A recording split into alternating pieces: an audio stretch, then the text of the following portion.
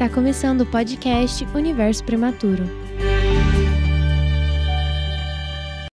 Estamos mais uma tarde aqui, descontraída, aqui com uma presença bastante importante para nós, que é a mãe de gemelares, a Valesca, que é uma mãe, é a profissional, a mulher, né?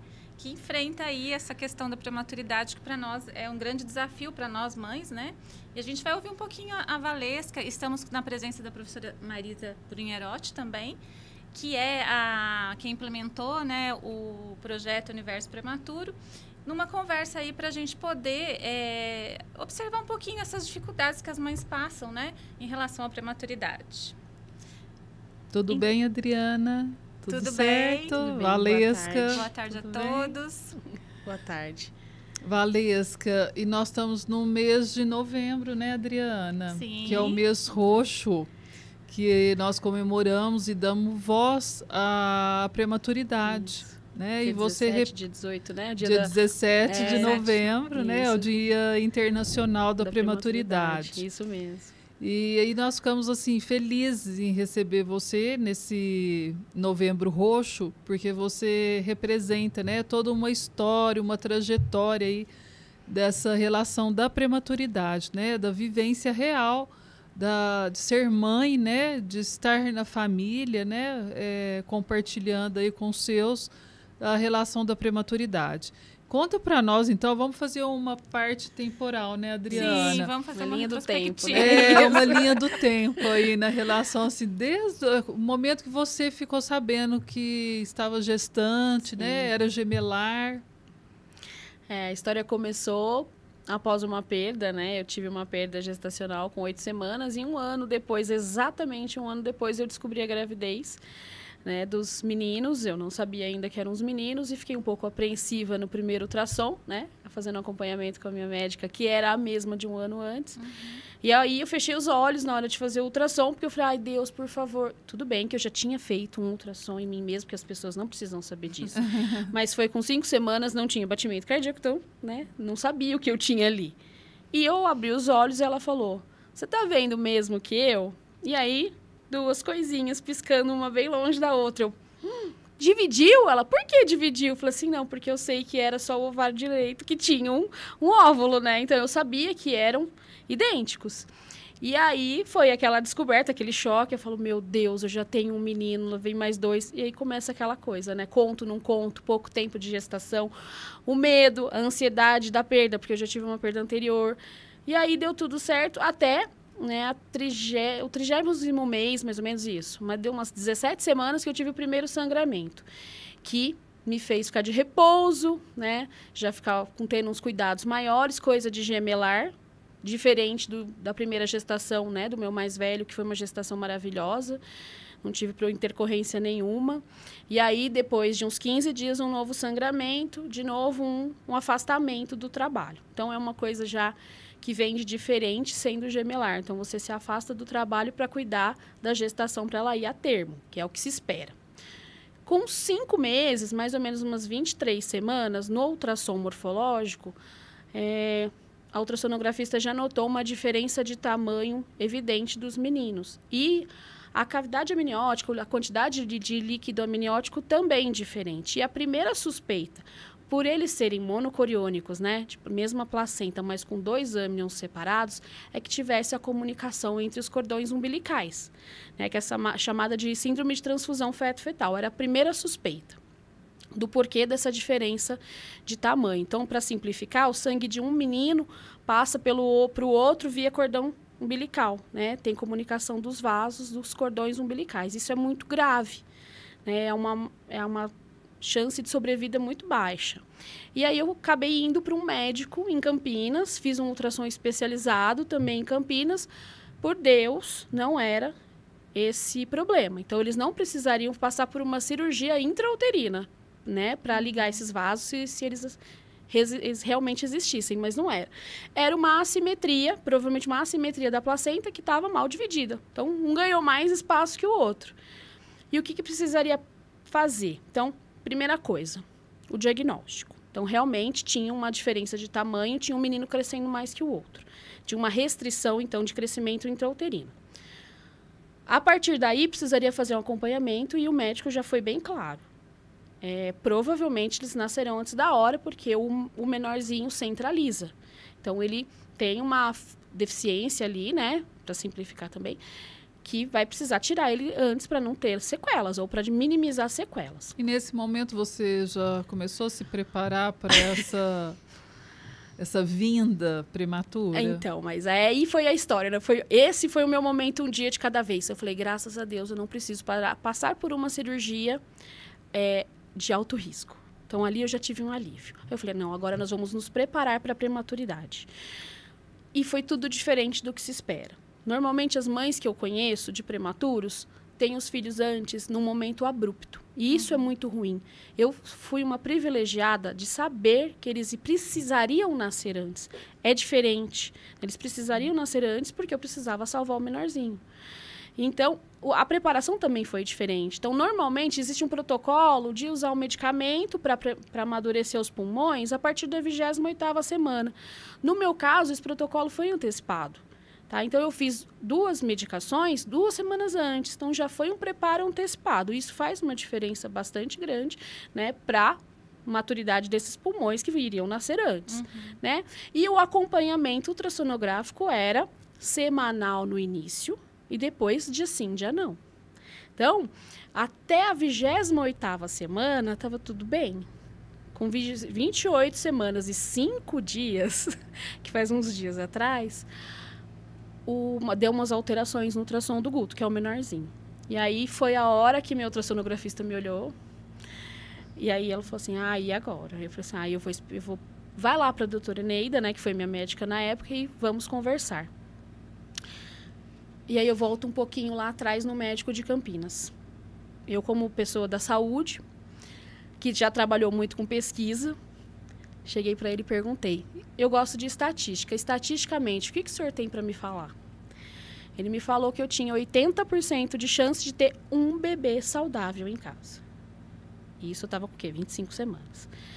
E aí eu respondi para ele, eu gosto de fugir da estatística e fazer parte dos 5% da curva. Eu vou te trazer 100% dos dois. E aí, 28 semanas e 5 dias, eu falei, eu não quero que nasça hoje, eu não quero outubro. Eu queria que pelo menos chegasse a novembro. E deixei na decisão da doutora Eneida. Ela falou, vamos esperar mais 2 dias? Eu falei, não, vamos esperar 2 dias. Só que os 2 dias eram um domingo. Ela conversou com a médica, combinaram e eu fui pro consultório dela. Aí vem a parcela de novo da professora da veterinária. Era domingo, mas no sábado eu dei uma espiadinha no nenê, estava tudo bem. Claro que eu não fiz um exame apurado. Sim. E ele melhorou. Isso era dia 2 de novembro. Era uma outra data também que eu não gostaria que ele tivesse nascido, nos dias de finados, e também porque era um dia marcante para minha família. Minha família sabe por quê. E aí ele melhorou. Então, a onda A, né, do ducto venoso, avaliação lá do eco, do Doppler, né, melhorou. Vamos esperar mais 2 dias. Mais. Nisso já deu 29 semanas. Né? Dia 2 já era 29 semanas. E aí, dia 4 de novembro, de manhã, a reavaliação, aí realmente ele centralizou. Aí a curva da onda inverteu e falou, não, vai ser hoje. E aí o cuidado, né? Foi uma cesárea o quê? Programada? Foi uma cesárea programada prematura. Né? E bem assistida. Eu acho que isso faz total diferença. Então, a medicação, o ômega 3, o acompanhamento de perto, tudo isso faz muita diferença. Eu ser da área da saúde, eu sabia cada sinal alterado que estava acontecendo. Esse é um ponto bem bacana. Muito. Quando você fala, eu sou profissional da saúde, até surgiu aí na sua fala uma curiosidade que eu acho que seria legal você deixar para as mães. Não sei. A gente trabalhou um pouco, quando pesquisa, né, com sentimentos da mãe. O que a prematuridade traz em relação à comunicação sobre os riscos sobre a prematuridade? Você, a profissional, a mãe, o que você diria para essa mãe em relação ao conhecer, ao profissional conhecer alguns pontos? O que a comunicação sobre a prematuridade para a mãe que está com o caso de prematuridade, o que você diria para essas mães em relação à comunicação e as informações da prematuridade? Eu sempre gosto de falar isso quando eu lembro da saúde mesmo, né? Com o meu pai. Meu tio era engenheiro. E ele não entendia nada de área médica. Eu acho que sinceramente, independente da área, existe uma forma de abordar. Né? Então, eu falo, essa comunicação para mim foi fácil. Sim. Mas eu acompanhei muitas mães que eram Uma era professora, outra era secretária, outra trabalhava numa empresa, que não tinham áreas vinculadas, mas ficavam com muita ansiedade de saber o que estava acontecendo com os bebês. E eu olhava para o bebê, eu já sabia o que estava acontecendo. Nossa, tá com hipóxia, olha lá, o monitor. Então, isso já era diferente para mim. Eu olhei para os meus filhos, sinceramente, acho que eu me fechei e olhei medicamente. Aí eu chegava em casa e chorava. Porque eu acho que era isso que eu precisava, dar força para eles ali. Mas eu chegava em casa e chorava, afinal de contas eram os meus filhos. Mas é muito ruim e é muito bom. O que eu sempre falo? A gente precisa ter abertura para falar com os nossos médicos, os fisioterapeutas, o psicólogo que te acompanha. Precisa ter abertura. Porque é um momento muito difícil da nossa vida. Que marca e que a gente vai carregar todos os dias, vai ter uma lembrança. Todos os dias vai acontecer alguma coisa para lembrar deste momento de dificuldade. Só que, ao mesmo tempo, essa dificuldade é a nossa força. Sim. Então, assim, saber o que está acontecendo com o seu filho é extremamente importante. Inclusive, eu já vou atropelar de novo a linha do tempo, para saber o que eu preciso fazer lá na frente se alguma intercorrência aconteceu. Nossa, seus filhos são super saudáveis, eles são super saudáveis, mas teve intercorrência? Teve intercorrência. Graças a Deus, nada grave. Um atraso motor no pequenininho. Mas por que desse atraso motor? Simplesmente estimulou, ele respondeu, andou um mês depois do outro. Quer dizer, não foi uma sequela grave. Levantou as mãos para o céu. Mas esse ponto é importante, né? Esse olhar aberto que você está no momento, né? Então, você abre o olhar, você abre a escuta e você aceita toda a fala dos profissionais, né? E cada fala você vai pegando aquilo que pode favorecer para otimizar, né, esse período, a condição, não só sua, né, principalmente para eles. E não é fácil, né? Então, ouvir o médico na gestação, fazer todo o acompanhamento, subir para a sala de parto e não saber... Olha uma coisa, eu não sabia tudo. Não sabia que eles choravam. E aí chega o médico da UTI e avisa. Eles choram. Eu, como assim? Eles não têm nem pulmão, como eles choram? A gente fica imaginando igual cachorrinho. Cachorrinho não chora quando nasce, demora um pouquinho. Aí eu falo, eles choram. Aí eu já falei, não, então chama meu marido, ele tá com medo, não sei o quê. Não, deixa ele lá. Ele tá com medo. Né? Então, é diferente. Né? Então... O que eu tinha de experiência do mais velho, era um bebê gritando no pós-parto, eu fui bem ansiosa.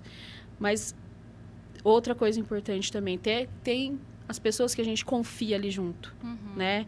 Então, acho que a minha médica, fazendo esse acompanhamento todo, eu dei a sorte de pegar uma pessoa conhecida para ser o anestesista. Então, a gente acaba se vinculando com essas pessoas que até hoje, a gente encontra na rua e lembra dos meninos, vira uma família, né? Porque a gente passa muito tempo dentro de um hospital e acaba sendo a nossa segunda casa, quiçá a primeira casa, né? No meu caso, né, pelo ano, foi em 2014, a gente não podia dormir em hospitais, né? Então, ia embora 8h30, 9 horas da noite, depois da última retirada do leite, e ir embora para casa. Mas hoje, a grande parte dos hospitais já tem esse acolhimento. Então, eu falo... Isso é um ponto importante. Que a diferença da minha época, não ter esse acompanhamento, né? O Universo Prematuro veio numa época que eu falo, meu Deus, como teria sido mais fácil a minha vida se eu tivesse isso, né? Porque não é fácil ter um prematuro em casa. 2, ficou um pouquinho mais enlouquecedor, né?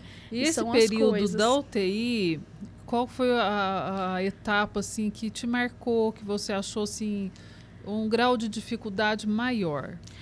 Sem dúvida, um sair, o outro ficar. Não resta dúvida. Já sair, ficar na UTI, por berçário, por mais 10 dias, porque ele só precisava chegar nas 35 semanas, ele já estava ganhando peso.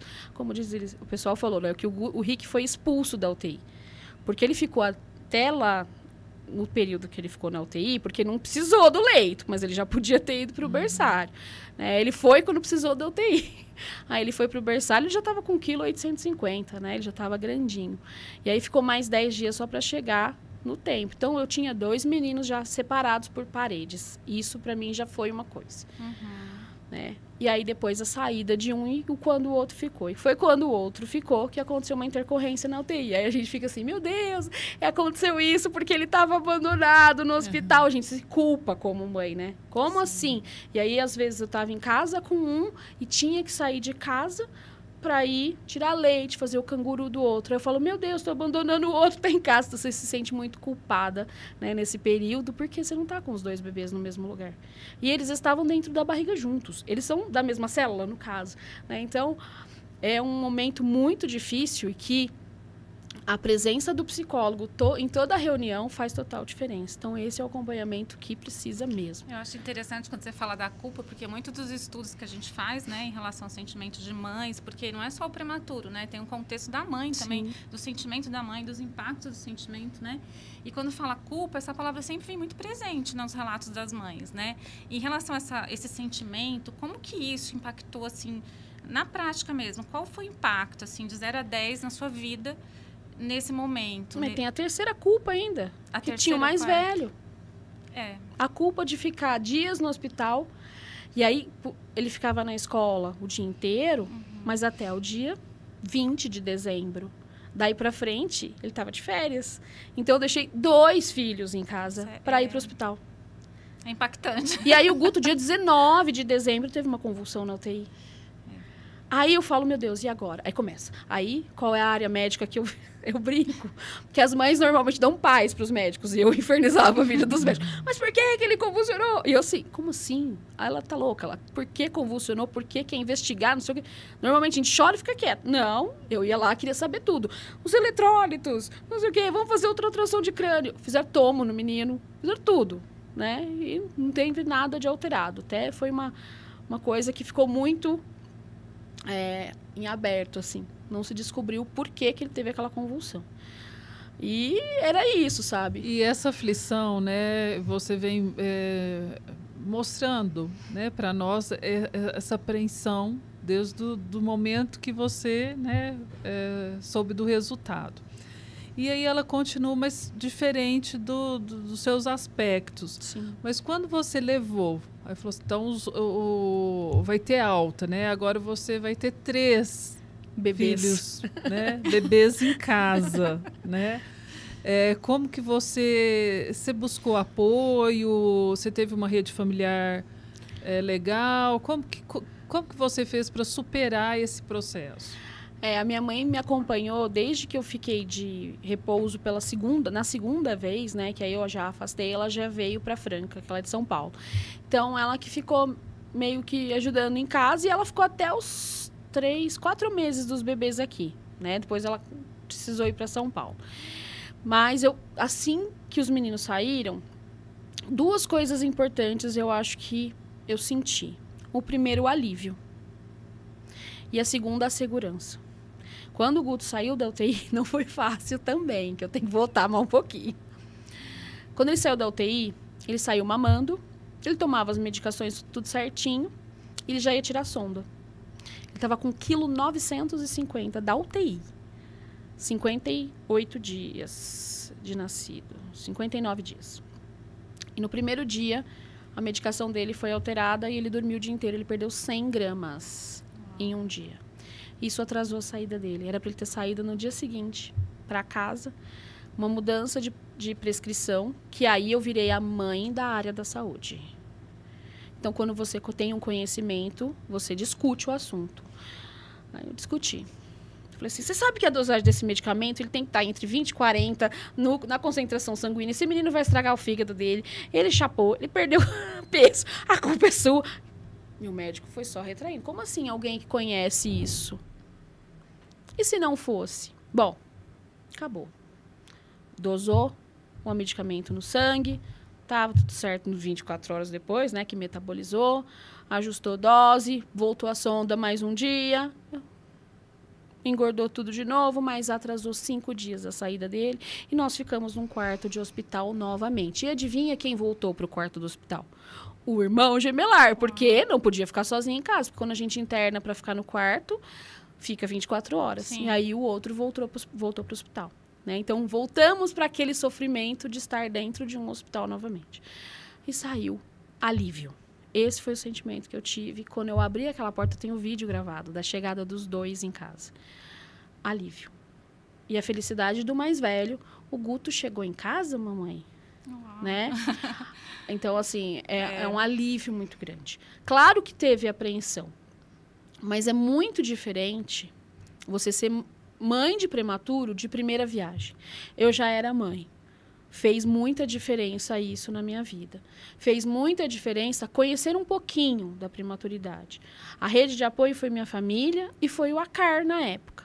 Né? Porque o Luiz Henrique, assim que eu saí, ele já entrou para seu atendimento do alto risco com a doutora Rita.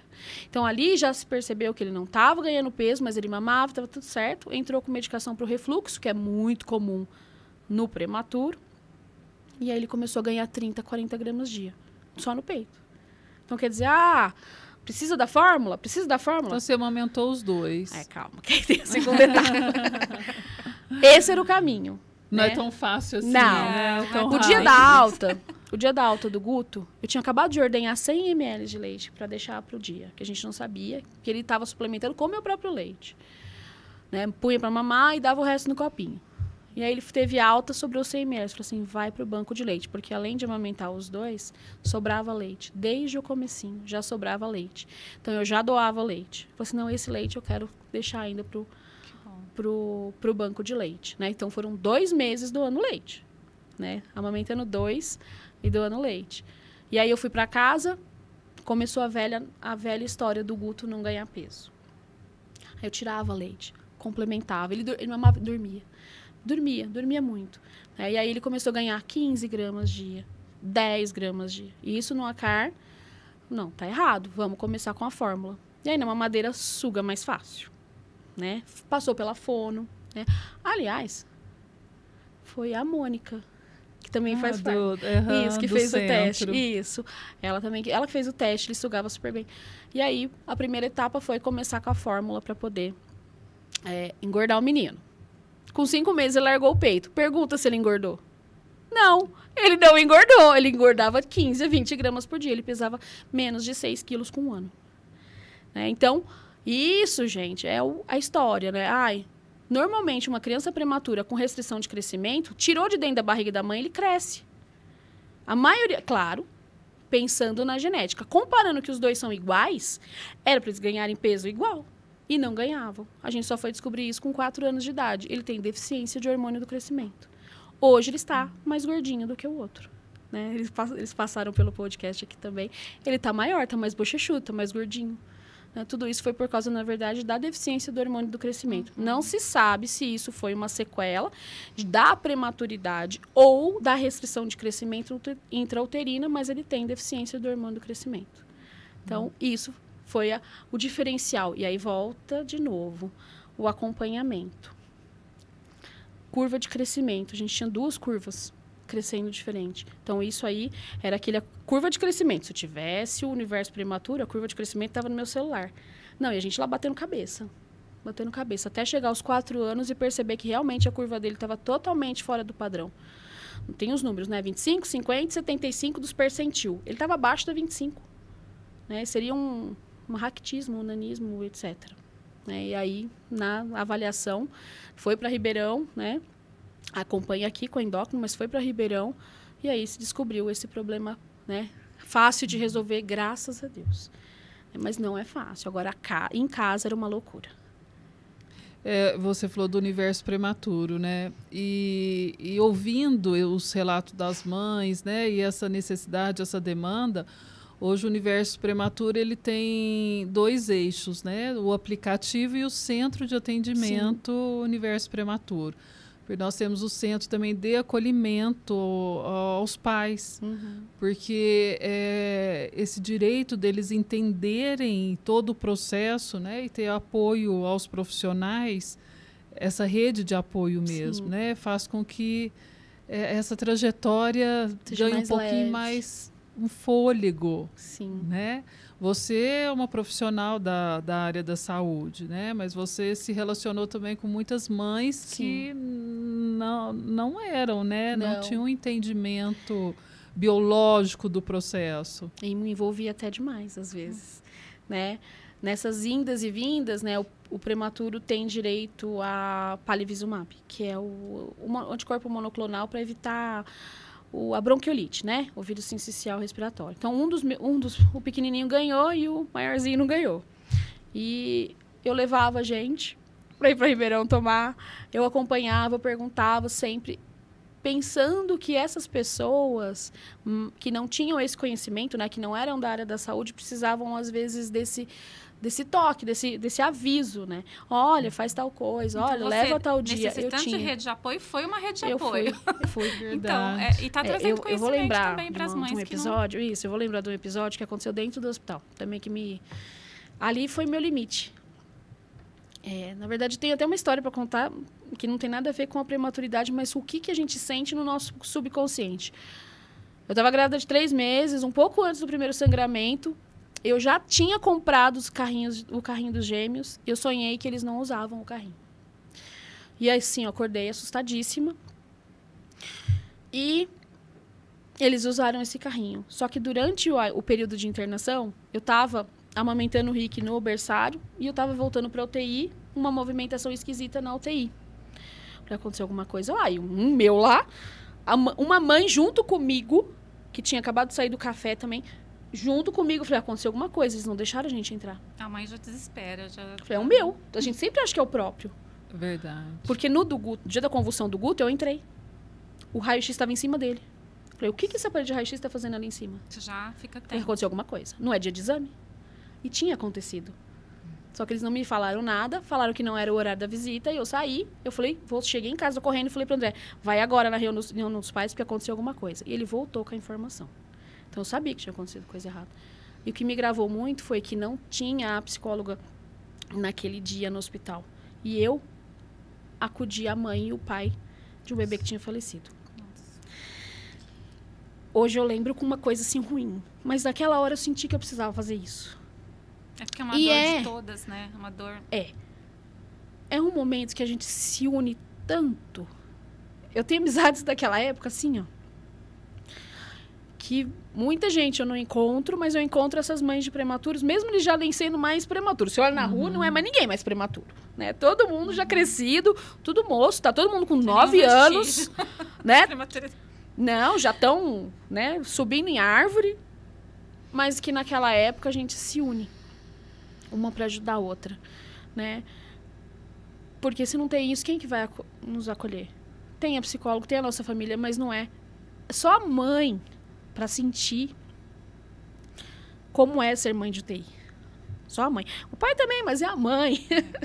É a mãe que sente, né?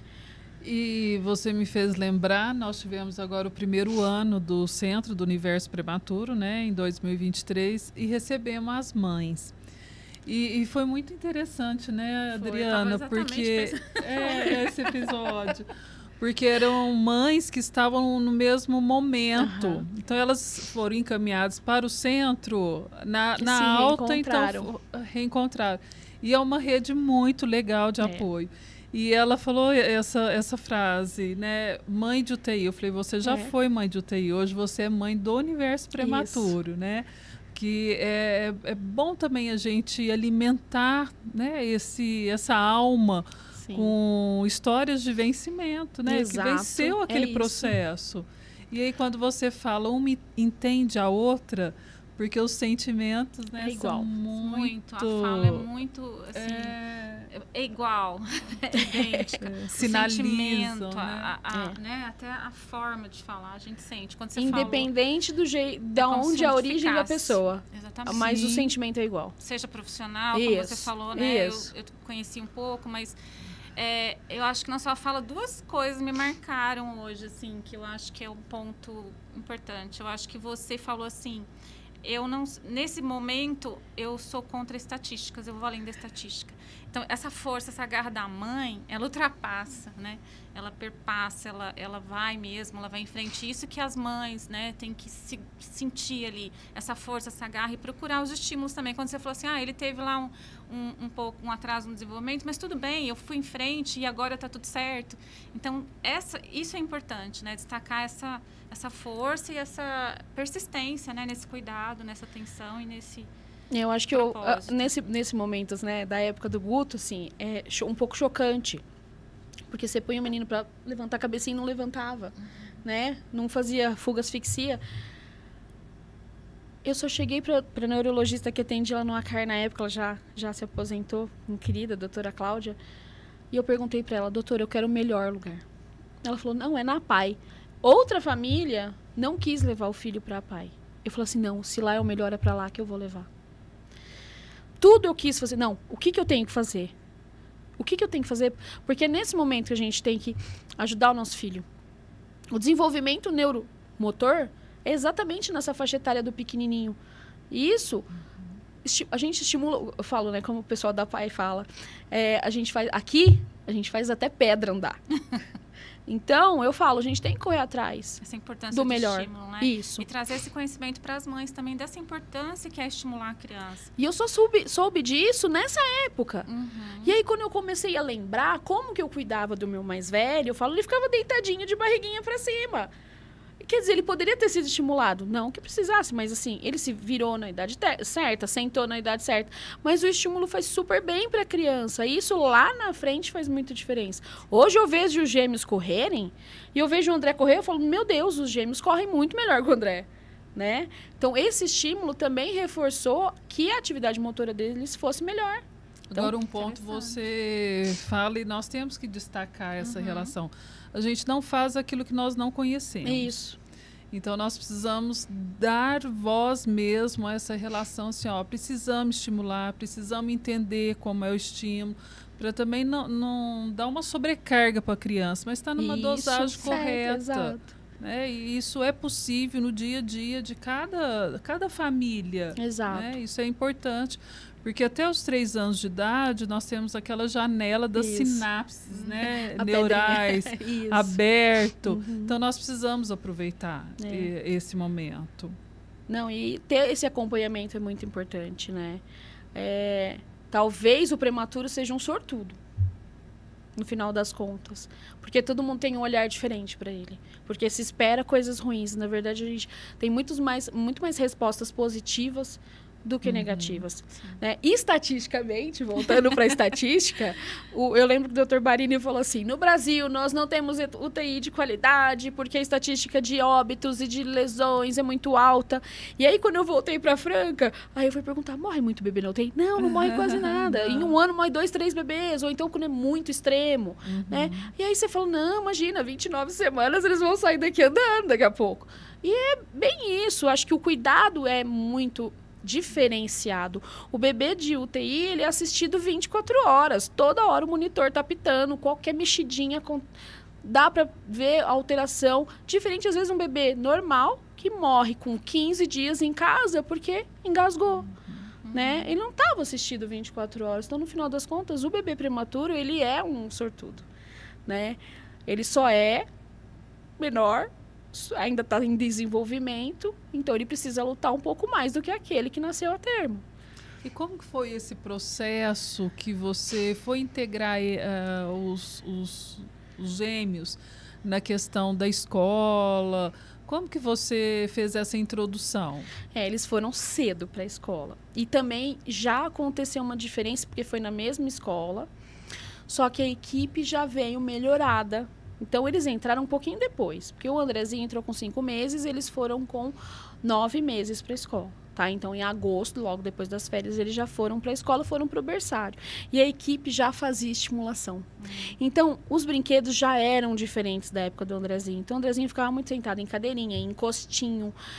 E no berçário 1 já tinha coisas para escalar, bolinha que eles ficavam em cima. Eu olhei para aquilo e falei, gente, isso aqui é a fisioterapia que eles estavam fazendo, né? É a estimulação que eles já estavam fazendo.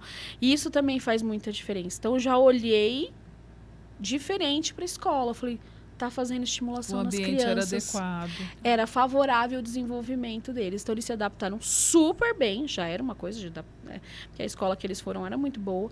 Mas eu já olhei também essa diferença da época do mais velho. Eles também melhoraram, se adaptaram. Eu acho que isso também é muito importante nas escolas. As gerações, as tecnologias, a evolução, ela acontece. Mas nós precisamos estimular o sensorial, o motor das crianças, principalmente para um prematuro. né? Quando chega um prematuro numa escola, mesmo sendo já, né, velho, 9 meses já são velhos, né, já estão sentados quase que engatinhando, eles já olham para as crianças de forma diferente. Porque ele tinha 9 meses, mas ele pesava 5 quilos. Então, era um bebê muito pequeno. Era o peso de um bebê de 1 mês e meio, 2 meses. Né? Então, eles eram um pouco mais... O olhar para eles era um pouco mais diferenciado. Né? Mas sempre foi muito tranquilo, graças a Deus. Perfeito. Hoje eles fazem arte na escola, mas a gente abafa.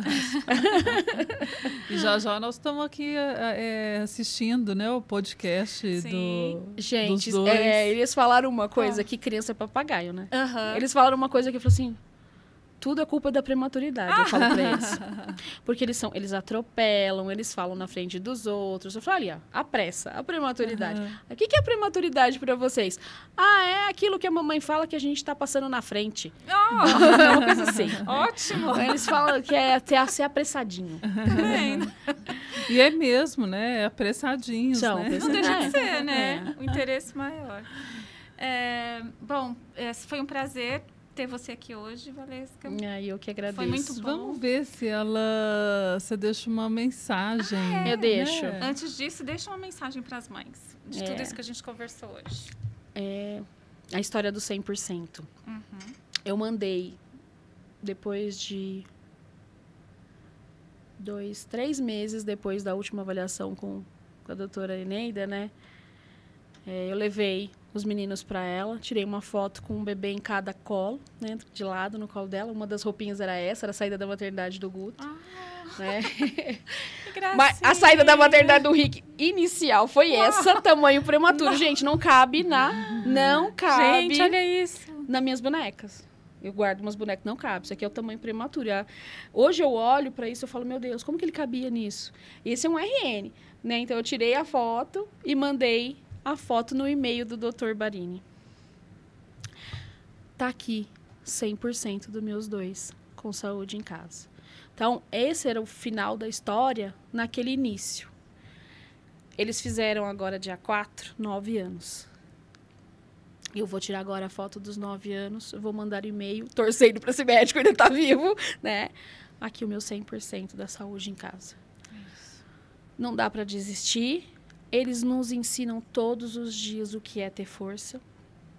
Às vezes eu achava que eu saía do hospital mais fraca do que eles. E eles lá, firmes e fortes. É assustador, é assustador. É assustador aqueles apitos, médico correndo para lá e para cá, tanto de picada, transfusão de sangue, tanta coisa, tanto exame. Mas não tem preço. A hora que você olha para o seu filho, ele te abre o primeiro sorriso, o primeiro mamãe, o primeiro passinho, a primeira briga entre os irmãos. E aí eu reclamo todo santo dia deles. Mas ao mesmo tempo que eu estou reclamando, eu agradeço a Deus pela saúde deles. Porque eu sei o que eu passei, eu sei o que todo mundo passou, mas passa, só fica guardado aqui. Um sentimento que passou. Sim. De novo, um alívio. Que venceu. Né? Então, eu vou fazer uma coisa. Nós vamos agradecer aqui a presença de todos, professora Marisa, Valesca, e junto nós vamos encerrar esse podcast, pedindo para que vocês deem o like, nos sigam no Instagram. E juntas nós vamos fazer aqui uma rede de apoio entre mãe, profissional, saúde, em prol da prematuridade e universo prematuro. Obrigada. Obrigada, gente. Esse foi o podcast Universo Prematuro.